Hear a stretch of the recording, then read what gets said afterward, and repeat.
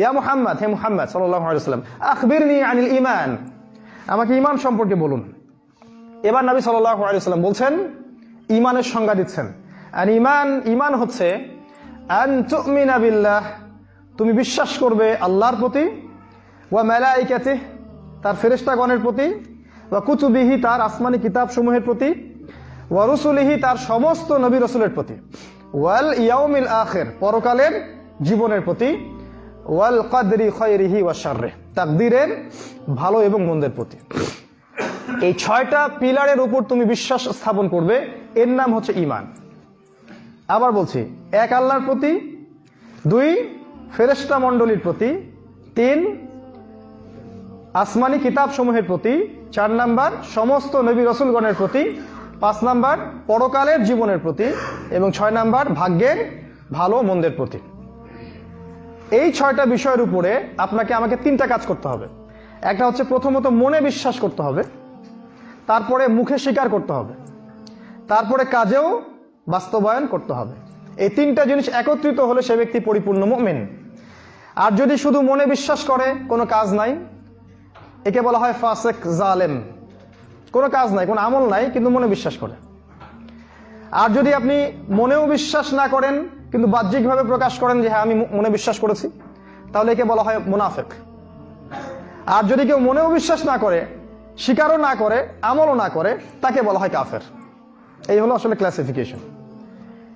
এই হলো ঈমানের 6টা পিলার, যার উপরে আমাদেরকে বিশ্বাস করতে হবে, কাজেও বাস্তবায়ন করতে হবে এবং মুখে স্বীকারও করতে হবে। একটু খেয়াল করে দেখেন, ঈমানের এই 6টা বিষয় হচ্ছে অদৃশ্য বিশ্বাস, তাই নয় কি?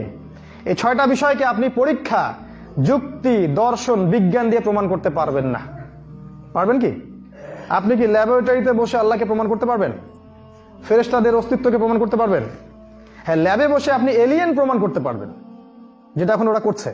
ভিন গ্রহে এলিয়েন আছে, কিন্তু ল্যাবের ওই পরীক্ষাগারের লোকজন এটা বলছে না যে হ্যাঁ ফেরেশতা থাকতে পারে আসমানে। তারা এই কথা কখনো বলবে না, কারণ তারা হচ্ছে গডলেস সোসাইটি, আল্লাহীন একটা সভ্যতা। এই যে কুতুবিহি, রুসুলিহি, ওয়াল ইয়াউমিল আখির, এই যে মৃত্যুর পরের জীবন, কবর, জান্নাত, জাহান্নাম, মিজান, ফুলসিরাত, এগুলোকে কি বিজ্ঞান, যুক্তি, দর্শন দিয়ে প্রমাণ করতে পারবেন? আপনার আমার এই শিক্ষা ব্যবস্থা আপনাকে শিখিয়েছে যে বিজ্ঞান, যুক্তি, দর্শন দিয়ে পরীক্ষা নিরীক্ষা, পর্যবেক্ষণের মাধ্যমে যে জ্ঞানটা অর্জন করা যায় সেটাই প্রকৃত জ্ঞান। আর যদি যুক্তি, দর্শন, বিজ্ঞানে কোনো কিছু প্রমাণ না করা যায়, সেটার কোনো অস্তিত্ব নাই। এই হলো ওদের সভ্যতা, ওদের চিন্তা আর আমাদের চিন্তার মধ্যে পার্থক্য। আল্লাহ পাক এখানে বলছেন, আল্লাযীনা ইউমিনুনা বিল গায়ব, যালিকাল কিতাব লা রাইবা ফীহি হুদাল লিল মুত্তাকিন আল্লাযীনা ইউমিনুনা বিল গায়বি। এই বই তাদের জন্য হেদায়েত যারা মুত্তাকি, আর মুত্তাকি তারা যারা গায়েবে বিশ্বাস করে। এই ঈমানের 6টা পিলারই গায়েবে বিশ্বাস। এটাকে আপনি বিজ্ঞান, যুক্তি, দর্শন দিয়ে প্রমাণ করতে পারবেন না, কারণ ওই জ্ঞান, ওই যুক্তি, ওই দর্শন আল্লাহ আপনাকে দিয়ে পাঠান নাই। এখন আপনি আমি যদি ওদের কনসেপ্ট অফ ভিউ ফলো করি, তাহলে কাফের হয়ে মরতে হবে। এখানে একটা বিষয় হচ্ছে, মুসলিম সমাজের মধ্যে এই চেতনাটা এখন ঢুকে গেছে। তার ইসলামের বিষয়গুলো পালন করতে গিয়ে যুক্তি খোঁজে, দর্শন খোঁজে, বৈজ্ঞানিক ব্যাখ্যা খোঁজে। কি বৈজ্ঞানিক ব্যাখ্যা দিবেন আপনি? রাসূলুল্লাহ সাল্লাল্লাহু আলাইহি ওয়াসাল্লাম সামনে খাবার আনা হচ্ছে, তিনি দোয়া করছেন এবং খাবার বৃদ্ধি পাচ্ছে। কিভাবে আপনি বৈজ্ঞানিক ব্যাখ্যা দিবেন? এখানে রাসূল সাল্লাল্লাহু আলাইহি ওয়াসাল্লাম বদরের যুদ্ধ করছেন, আল্লাহ পাক ফেরেশতা পাঠিয়ে নবীকে সাহায্য করছেন, এর কি ব্যাখ্যা দিবেন আপনি? উহুদের যুদ্ধের দিন নবী সাল্লাল্লাহু আলাইহি ওয়াসাল্লামকে আঘাত করা হচ্ছে, তার ডানে বামে জিবরাইল এবং মিকাইল দুজন যুদ্ধ করছে, এর আপনি কি ব্যাখ্যা দিবেন? নবীজি হাতের মধ্যে ধুলো নিচ্ছেন, নিয়ে আল্লাহর নামে ছুটছেন, ধুলোর কণাগুলো কাফেরদের চোখে ঢুকে যাচ্ছে, এর কি ব্যাখ্যা দিবেন আপনি? নবীজি মাটির মানুষ, আকাশ ভেদ করে মহাকাশে চলে গেলেন, আল্লাহর সাথে দেখা করে আবার চলে আসলেন, এর কি ব্যাখ্যা দিবেন আপনি? অতএব ইসলামের প্রতিটা বিষয় যুক্তি দিয়ে মানবো, বিজ্ঞান দিয়ে মানবো আর দর্শন দিয়ে মানবো, এই চিন্তা ভুলে যান। ওই চিন্তা করতে গেলে আপনার দাড়ি টুপি থাকা সত্ত্বেও কাফের হয়ে কবরে যাওয়া লাগবে, কোনো সন্দেহ নাই। অতএব ওই চিন্তাবাদ, এটা ওদের কনসেপ্ট, পশ্চিমাদের কনসেপ্ট। ওরা এগুলো বিশ্বাস করে বিধায় ওরা আল্লাহকে বিশ্বাস করে না, যেহেতু আল্লাহকে দেখা যায় না, এই জন্য ওদের কাছে রিলিজিয়নের কোনো ভ্যালু নাই। ওটা একটা গডলেস সোসাইটি। এবং এখন ওই সোসাইটির যত আদর্শ সব মুসলিম বিশ্বে চাপিয়ে দেওয়া হয়েছে।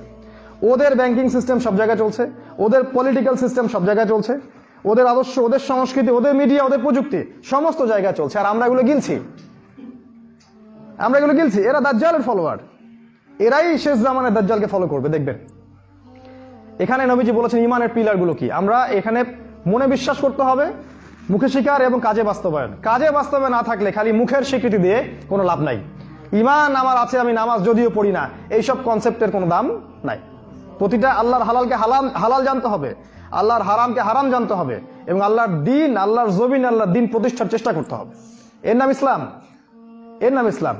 শুধু ওই ঘরের কোনায় বসে তসবিহ টিপবো আর মসজিদের কোনায় বসে খালি সুবহানাল্লাহ পড়বো, এই জন্য আল্লাহ পাক আপনাকে আমাকে পাঠান নাই। ইসলাম ঘরের কোনার জন্য নয়, ইসলাম পুরো বিশ্বের জন্য। আর আগামী দিনগুলোতে ইনশাআল্লাহ তাআলা এই ইসলাম হবে এই বিশ্বের সুপার পাওয়ার। বিশ্বের প্রতিটা রাষ্ট্র শাসিত হবে ইসলামের আওতায় ইনশাআল্লাহ তাআলা। পৃথিবীর কোনো শক্তি এটা ঠেকাতে পারবে না, কারণ রাসূল সাল্লাল্লাহু আলাইহি সাল্লাম তার পবিত্র জবান এটা ভবিষ্যৎবাণী করে গেছেন। ইমামুল মাহদী যখন আসবেন, ঈসা আলাইহিস সালাম যখন আসবেন, বিশ্বের কোনো প্রান্ত বাকি থাকবে না যেখানে ইসলামিক হুকুমত এবং শাসন কায়েম হবে না ইনশাআল্লাহ। এর বিরোধিতা যারা করবে তাদেরকে আল্লাহ পাক ধুলোয় মিশিয়ে দিবেন, আদ এবং সামুদ জাতির মতো। এর বিরোধিতা যারাই করবে, যে দেশ, যে সভ্যতা, যে জাতি বা যে সিভিলাইজেশন, আল্লাহ পাক কাউকে বাকি রাখবে না, প্রত্যেককে আল্লাহ পাক ধ্বংস করে ছাড়বেন ইনশাআল্লাহ। এটা সামনে হতেই যাচ্ছে। অতএব আগে নিজের ভিত্তিটা শক্ত করুন।